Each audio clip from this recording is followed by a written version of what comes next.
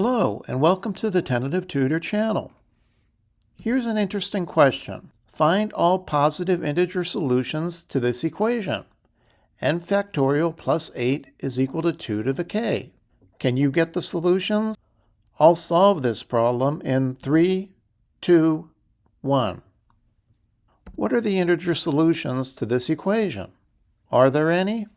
By n factorial, we mean multiply 1 by 2 by 3, and so on all the way up to n. For instance, 5 factorial is 1 times 2 times 3 times 4 times 5.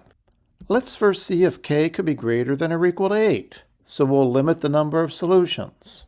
Then we see that n factorial, which is 2 to the k minus 8, must be greater than or equal to 2 to the 8 minus 8, or 248. But that would give that n would have to be greater than or equal to 6, since 5 factorial, which is 120, is too small.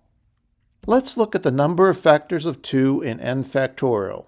By the numbers highlighted in red, we can see that 2 must occur at least 4 times in the prime factorization of n factorial.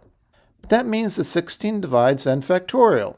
That is, there's some positive integer L for which n factorial is 16 times L. So what we get so far is n factorial plus 8 is 16L plus 8. Let's take out a common factor of 8 on the left side, which gives us 8 times 2L plus 1 is 2 to the k. Dividing both sides by 8 gives us the following equation. But we see that the left side is an odd integer greater than 1, and the right side can only be even, which is a contradiction. So in fact, we must have that k is less than or equal to 7. We find that k equal to 5 and k equal to 7 will work. 4 factorial plus 8 is 32, and that's 2 to the 5th. And 5 factorial plus 8 is 128, and that's 2 to the 7th.